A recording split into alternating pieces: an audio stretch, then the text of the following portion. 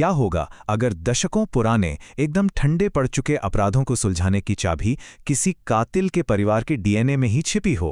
आज हम बात करेंगे एक ऐसी ही शक्तिशाली तकनीक की जो न्याय तो दिला सकती है, लेकिन शायद हमारी और आपकी निजता की कीमत पर। जरा सोचिए, एक ऐसा जुर्म जो आधी सदी तक एक पहेली बना रहा।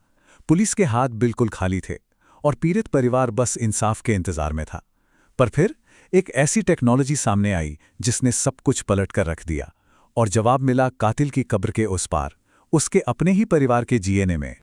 तो चलिए कहानी शुरू करते हैं अमेरिका के एक सबसे नोटोरियस अनसॉल्व्ड केस से, बोस्टन स्ट्रैंगलर। ये वो केस था जिसने जांचकर्ताओं को दशकों तक उलझाए रखा, जब तक कि डीएनए ने आकर एक आखिरी निर्णायक सबूत पेश नहीं कर दिया।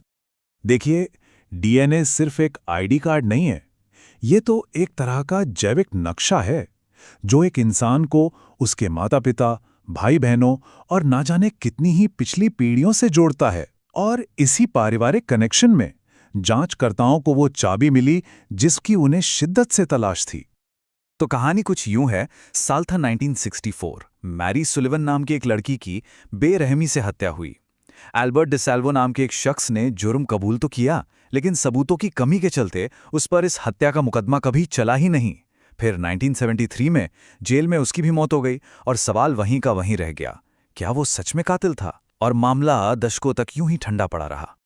तो फिर सवाल ये उठता है कि विज्ञान ने इस ऐतिहासिक रहस्य को सुलझाया कैसे? अब यहीं से कहानी में आता है एक फॉरेंसिक ट्विस्ट, जहां आधुनिक तकनीक ने इतिहास की गुत्थियों को सुलझा दिया। ये तकनीक है फैमिलियल डीएनए सर्चिंग, जो पारंपरिक डीएनए मैचिंग से बिल्कुल अलग है। मतलब जब क्राइम सीन से मिला डीएनए डेटाबेस में किसी से भी सीधे सीधे मैच नहीं होता, तो जांचकर्ता एक लगभग मिलान या पार्शियल मैच की तलाश करते हैं। ये एक बहुत बड़ा इशारा हो सकता है कि अपराधी का कोई करीबी रिश्तेदार, जैसे पिता, भाई या बेटा, उस डेटाबेस में मौजूद है।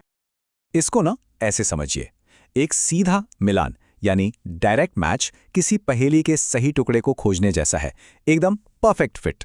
लेकिन एक आंशिक मिलान यानी पार्शियल मैच एक ऐसा टुकड़ा खोजने जैसा है जो लगभग फिट बैठता है, जिससे ये इशारा मिलता है कि अरे सही टुकड़ा यही कहीं आसपास ही होना चाहिए। ये सीधा सबूत नहीं है, पर एक बहुत ही जबरदस्त सुराग है। तो पुलिस ने किया क्या? क्योंकि डिसाल्वो का डीएनए तो डेटाबेस में था नहीं, उन्होंने उसके भतीजे से एक सैंपल लिया। फिर उन्होंने वाई क्रोमोसोम डीएनए का एनालिसिस किया। ये वो डीएनए है जो पिता से बेटे को लगभग बिना किसी बदलाव के मिलता है। और बिंगो, भतीजे का डीएनए क्राइम सीन के डीएनए से आंशिक रूप से मेल खा गया। अब उन्हें यकीन हो गया कि वो सही रास्ते पर हैं। आखिरी पुष्टि के लिए डिसाल्वो के शरीर को कब्र से निकाला गया। और नतीजा? डिसाल्वो के डीएनए और क्राइम सीन के सबूतों के बीच एक सटीक 100% मिलान।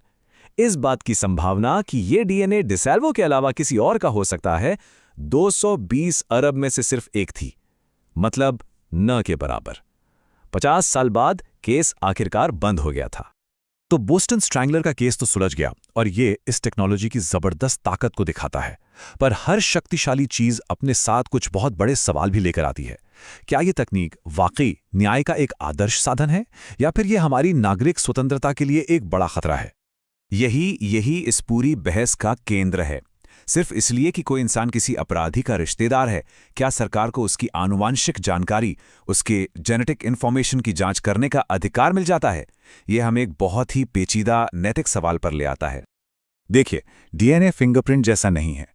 एक फिंगरप्रिंट सिर्फ हमारी पहचान बताता है, लेकिन डीएनए हमारी पूरी जैविक कहानी बताता है। हमारे परिवार के रिश्ते, हमें कौन सी बीमारियां हो सकती हैं, और यहां तक कि हमारी पर्सनैलिटी के बारे में भी। ये जानकारी बहुत ही ज्यादा निजी होती है। और यही बात नागरिक स्वतंत्रता के समर्थक कहते हैं। उनका तर्क सीधा है, जब आप किसी बेगुनाह रिश्तेदार की जांच करते हैं, तो आप असल में एक ऐसे इंसान की जासूसी कर रहे हैं जिस पर किसी अपराध का कोई शक ही नहीं है। सिर्फ उनके पारिवारिक संबंधों के कारण उनकी निजता में दखल दिया जा रहा है। और बात सिर्फ प्राइवेसी की नहीं है। ये टेक्नोलॉजी बेगुनाह लोगों पर शक का साया डालती है, और समाज में जो गैर बराबरी पहले से है उसे और भी गहरा कर सकती है। सोचिए उस परिवार के बारे में जिसे पुलिस का फोन आता है कि उनके किसी करीबी का डीएनए एक क्राइम सीन से आंशिक रूप से मेल खा रहा है। भले ही वे पूरी तरह से बेगुनाह हों, उन पर शक की एक छाया तो पड़ ही जाती है। ये चीज़ परिवारों में दरार डाल सकती है और उन लोगों के लिए एक स्थायी तनाव पैदा कर सकती है जिनका उस अपराध से दूर दूर तक कोई लेना देना नहीं है। और यहाँ एक और बहुत ही सीरियस चिंता सामने आती है। ये आंकड़े अमेरिका के हैं। ये दिखाते हैं कि अफ्रीकी अमेरिकी देश की कुल जनसंख्या का सिर्फ 13% हैं, लेकिन सजायाफ्ता अपराधियों के डेटाबेस में उनका हिस्सा 40% है। ये एक बहुत ही बड़ा अंतर है। तो होता ये है कि जब आप इस तरह के एक तरफा डेटाबेस पर पारिवारिक खोज को लागू करते हैं, तो आप उस गैर बराबरी को और भी ज़्यादा बढ़ा देते हैं। इसका सीधा मतलब ये है कि अल्पसंख्यक समुदायों के बेगुनाह लोगों की जांच होने की संभावना कहीं ज़्यादा होती है, सिर्फ इसलिए क्योंकि उनके रिश्तेदार क्रिमिनल जस्टिस सिस्टम में ज़्यादा संख्या में मौजूद हैं। ये एक तरह की आनुवांशिक निगरानी यानी जेनेटिक सर्वेलेंस बन जाती है, जो कुछ समुदायों को दूसरों से ज़्यादा प्रभावित करती है। तो सवाल यह है कि अब क्या किया जाए? क्या इस पावरफुल टूल को पूरी तरह से छोड़ दें या फिर इसके खतरों को कम करने का कोई रास्ता निकाल सकते हैं? आखिरी हिस्सा इसी संतुलन को खोजने के बारे में है। तो हम इन अलग अलग हितों को संतुलित कैसे करें? एक तरफ समाज को सुरक्षित रखना है, दूसरी तरफ निजता का सम्मान करना है और निष्पक्षता भी बनाए रखनी है। विशेषज्ञ एक ऐसे फ्रेमवर्क का सुझाव देते हैं जहां लक्ष्य किसी एक को दूसरे पर चुनने का नहीं है, बल्कि एक ऐसा संतुलन खोजने का है जो एक क्षेत्र में होने वाले नुकसान को दूसरे क्षेत्र में फायदा पहुंचाते समय कम से कम करे। असल जिंदगी में ये कुछ ऐसा दिख सकता है। इस तकनीक का इस्तेमाल सिर्फ हत्या और बलात्कार जैसे सबसे गंभीर अपराधों के लिए ही किया जाए। ये सुनिश्चित किया जाए कि पुलिस ने पहले जांच के बाकी सभी रास्ते आजमा लिए हैं और सबसे जरूरी, जांच पूरी होने के बाद बेगुनाह लोगों से लिए गए किसी भी सैंपल और रिकॉर्ड को नष्ट कर दिया जाए। ये कुछ ठोस कदम हैं जो सार्वजनिक सुरक्षा और नागरिक अधिकारों के बीच संतुलन बनाने में मदद कर सकते हैं। अंत में हम इसी सवाल पर वापस आते हैं।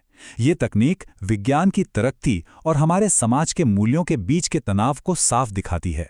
ये हमें सोचने पर मजबूर करती है कि सुरक्षा की तलाश में हम कितनी निजता और समानता का त्याग करने को तैयार हैं।